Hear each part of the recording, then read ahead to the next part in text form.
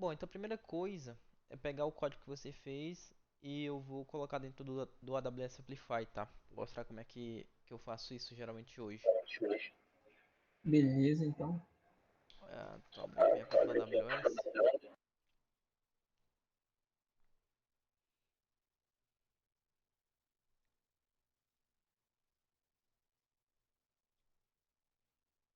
Eu acredito que eu tinha feito um fork. Deixa eu ver. Se não faço agora. Acho que é esse aqui mesmo. O bom é que agora tem esse recurso aqui, que ele meio que sincroniza automaticamente. Antes eles não sincronizavam não, vamos supor, tá na tua conta. Aí eu tenho a minha, eu fiz um fork pro meu, fiz uma cópia, né, pro meu. Aí se tu fizesse mais algumas alterações no seu, ele ficava meio que desatualizado. Agora ele atualiza sozinho. Ah, Legal. que da hora, cara. Isso é uma coisa nova, não tinha. E a última vez que eu vi, realmente, eu tinha que ir lá e fazer o pull request novo, algo assim Aham, do tipo. sim. Inclusive, é só usar, ó, certinho, 11 commits, certinho, perfeito. Bom, tô na AWS aqui, vou editar AWS Amplify. O AWS Amplify ele tem dois, se explicando por cima o que é o serviço. Se eu fosse é, que aqui eu, por exemplo, quando a pessoa inicia do nada, vamos supor, eu já estou nessa minha conta aqui, mas se eu fosse para outra região, ia iniciar assim ó, a tela, ó. Com isso aqui, porque o Amplify ele tem tanto um modo que ele meio que cria ele é como se fosse um Firebase. Não sei se você já ouviu falar do Firebase, mas é um back-end ali que tem muita Eu coisa já cheguei a ouvir pronta. falar. Pois é um back-end que tem muita coisa já pronta, quanto a parte de fato de fazer o deploy da web, o que chama de Amplify Host ou até Amplify Studio, que faz toda essa parte de um aplicativo. Tem a parte de storage, tem várias partes, vamos dizer assim, que ele ajuda. No nosso caso seria o Amplify Host, né, para fazer uma hospedagem de uma aplicação web. Então vou colocar aqui na minha outra. Então, geralmente, deixa eu ver se eu coloco nesse ou vou apagar. Você vai clicar em Get Started e aí vai escolher aqui. Eu tô trocando de um pro outro é porque eu queria mostrar só como é realmente de fato assim. Por exemplo, quando já tem fica assim. Quando não tem, aí sim, ó, Host Web App, a mesma coisa. No caso ele linka com o GitHub, o Bitbucket, o GitLab, que são os principais hoje, vamos dizer, do mercado. A AWS Code Commit, que é o da própria AWS. E se eu quero só, sei lá, fazer um upload sem estar com o meu projeto dentro de algum desses, né? Você consegue também. Você consegue subir o zip aqui do, como é que eu posso dizer, o zip do projeto, né? No nosso caso, GitHub, aí a pessoa dá acesso, que eu acho que já dei acesso, ele pede, né, para fazer login na sua conta e tal, permitir. No meu caso eu já fiz isso, aí ele já tá trazendo aqui, ó. Ele trouxe, deixa eu ver, front-end, aqui ó, front-end Rocket Plus. Aí eu poderia escolher qual a branch que eu quero que ele faça essa questão do Continuous Integration e Deploy, que é basicamente fazer toda a build, depois da build seria o Continuous Integration. Se tivesse testes, também seria na parte de testes ali, né? Testes automatizados e tem vários tipos de testes, então seria tudo nessa parte de build, antes da build, depois para build.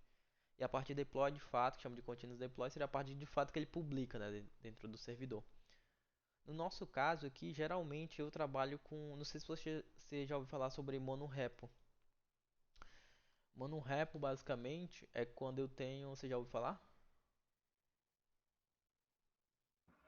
O nome sim é familiar, mas nunca vi Tá. sobre, Mas entende? é basicamente o seguinte, é quando eu tenho na mesma pasta, vamos supor ter qual é o nome daquele projeto que estou interviews? Vamos supor interviews. Aqui eu sempre separo, um projeto só tem back-end, um projeto só tem front-end, tá? Só que interviews, sei lá, se eu colocar interviews aqui, melhor, my project. Então, o que é o monorepo? Quando eu tenho no mesmo repositório tanto a pasta do projeto de back-end quanto tenho a pasta do projeto de front-end. Isso se Ah, chama sim, um entendi. monorepo, literalmente, que seria um repositório único, né, vamos dizer assim. Aí vamos supor, se no caso fosse um monorepo, a pessoa tem que marcar aqui e ela diz, ah, na raiz aqui desse meu projeto, onde é que tá? Vai, no caso seria barra front-end, acredito eu. Root não pode ser with. Eu acho que seria isso. Então, por exemplo, dentro da minha raiz, dentro dessa pasta, estaria, vamos dizer, o meu projeto de front-end, sabe? Se fosse um monorepo. Nosso caso não é. Nosso caso já está na raiz o próprio projeto de front-end. Que geralmente é o que eu faço. Eu gosto de separar. Não gosto de deixar em monorepo, não. Tem coisas positivas e negativas para cada um, mas enfim. Aqui seria a parte onde a pessoa configura quais são os comandos que precisa fazer.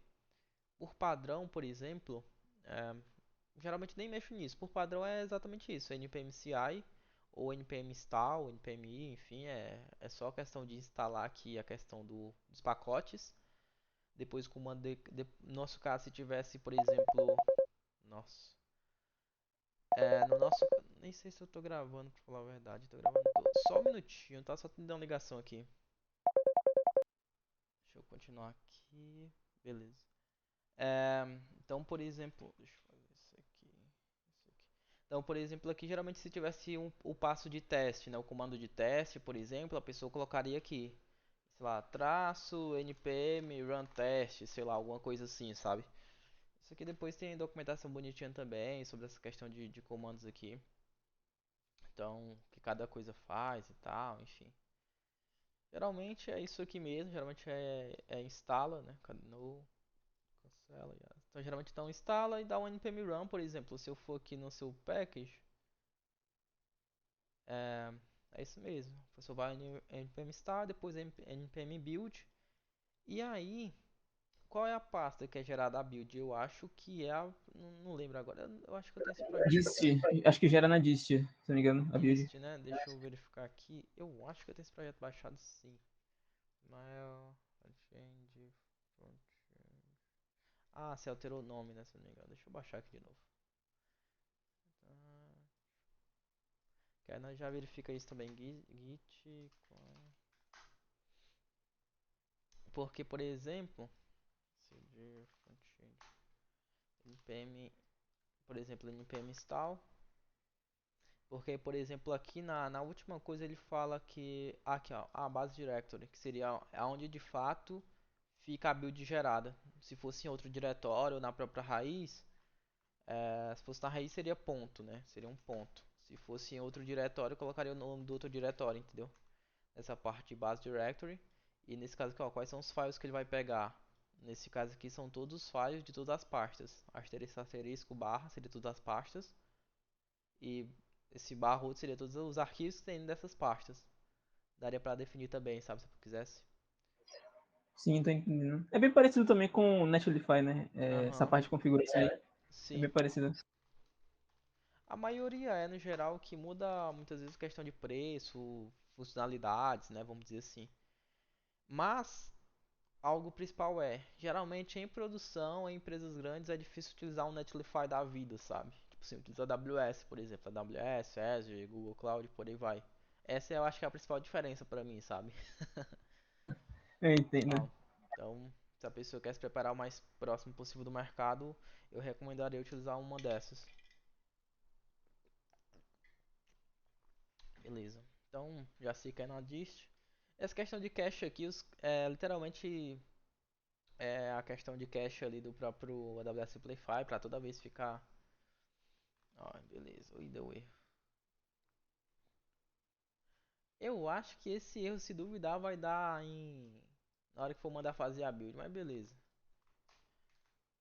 Ah, foi em dist mesmo, você não. Provavelmente com um erro ali do S-Lint, né? Aham, é da excelente, ele nem acabou. Mas beleza, já sabemos que é na dist mesmo, vamos ver se ele vai dar erro aqui. Aí beleza, ó. Aqui ele tem repositório de details, configuração e tal. A edit eu não coloquei, tem a configurações avançadas que geralmente não nem se mexe. Se tivesse variável de ambiente, daria já pra colocar aqui. Eu acho que não tem nesse caso aqui. Eu acho que não tem, beleza. Se tivesse já daria pra colocar aqui, senão dá pra colocar depois em outro lugar. E deixa eu ver. Aqui também geralmente não se mexe, mas são coisas pouco específicas que depois poderia buscar pra ver atrás sobre. Então next. Aí ele já meio que identifica o framework aqui, ó, tá vendo, ó, que é envio. Se fosse React, Angular, ele consegue identificar. Se fosse, por exemplo, Só JavaScript puro, ele coloca como fosse web só, ou JavaScript, eu não lembro agora. Dá um save e deploy, beleza. Então, sei lá, foi quanto. Se duvidar, foi menos de 10 minutos, né? E é porque eu tô explicando aqui ainda. Não sei se o NetLife é tão rápido assim, mas eu acho que sim também. Eu não tenho experiência com as outras.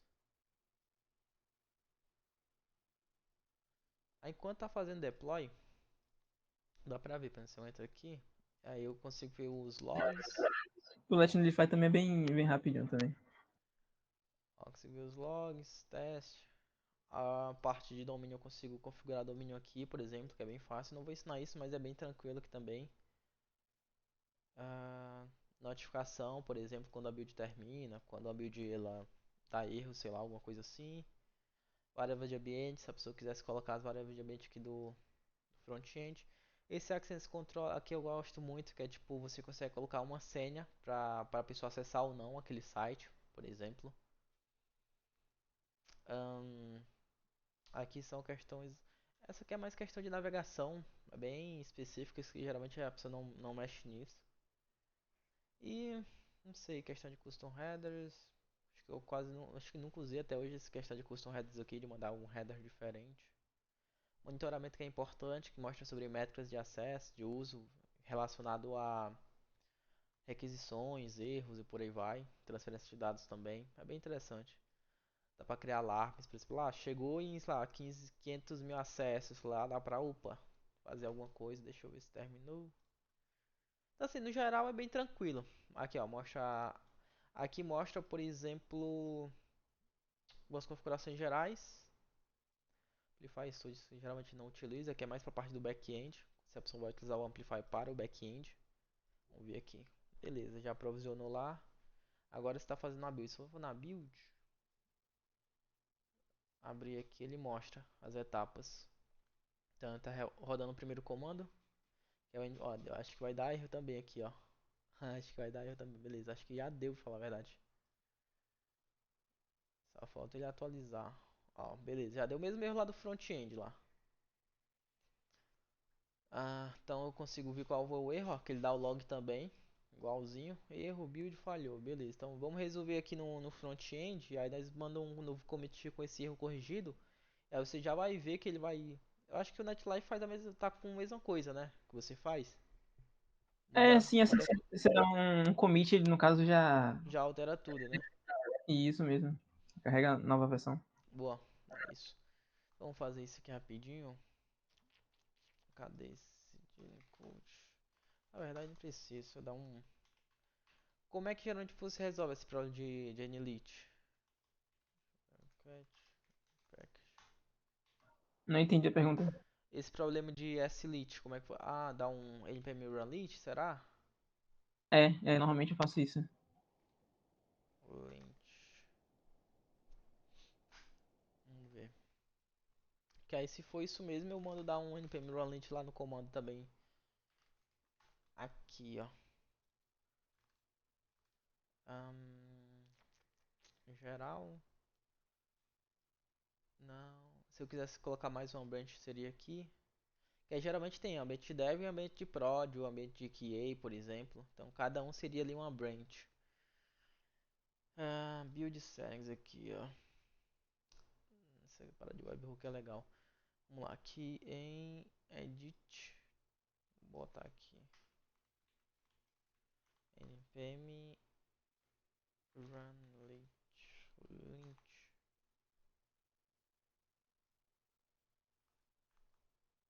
Ó, beleza, criou certinho. Se eu for em sdist, aliás, beleza. Então, o que eu faço é só pegar aqui, entrar aqui, ó, e bota redeploy this version. Aí ele já deve fazer um redeploy de novo com aquele novo comando que eu pedi.